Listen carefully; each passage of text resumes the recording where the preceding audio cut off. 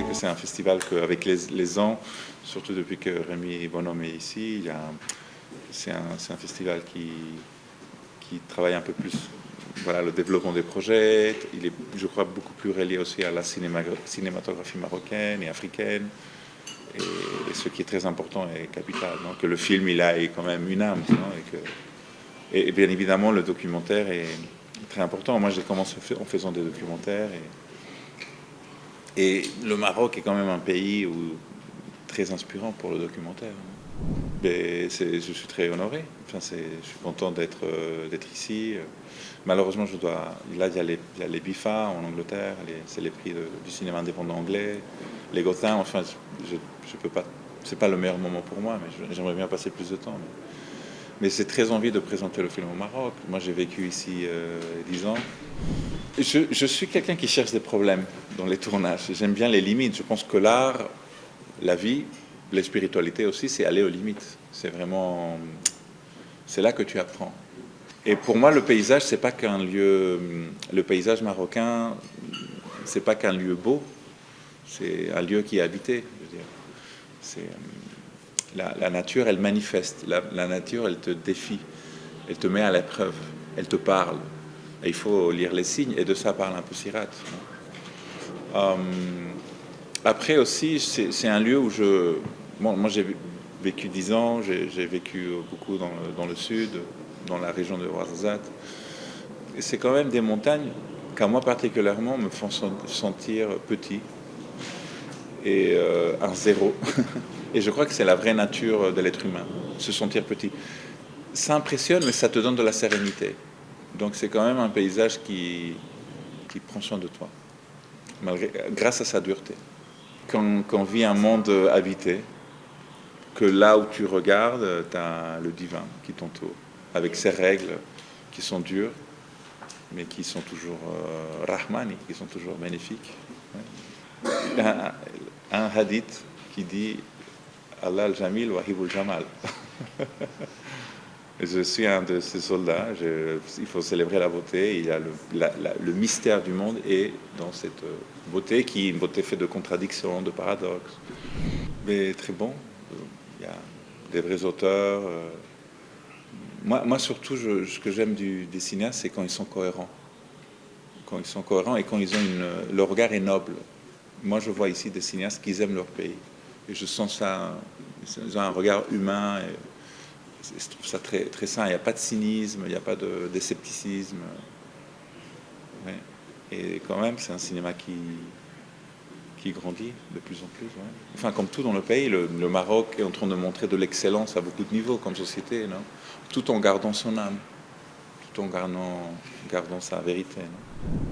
Ouais, on a évoqué la possibilité de tourner ailleurs, mais moi, moi je crois que tourner au Maroc, c'est aussi pour moi une excuse pour retourner.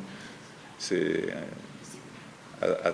Dardiali, Anadial, comme il je sais pas,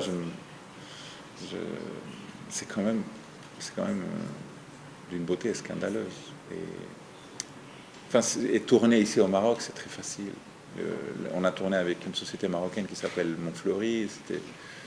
Le niveau technique des professionnels marocains est excellent.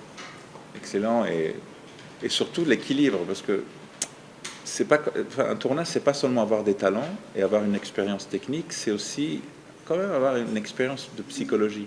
Parce qu'on est tous à la limite physique et à la limite psychologique dans un tournage. C'est beaucoup d'heures, et surtout mes tournages qui sont très très intenses. Donc, quand même avoir dans ton équipe des gens qui ont le sbar, qui ont le hamd, qui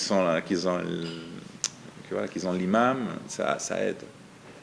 Quand il y a des problèmes, avoir à ton côté des gens qui te disent Alhamdulillah wa shukrillah, ça aide. Écoutez, moi je ne comprends pas la vie sans difficulté, ni mon métier. Donc je n'ai pas d'opinion, je ne peux pas vous dire si mon tournage est dit. Il faut demander à d'autres. Pour moi, c'est normal.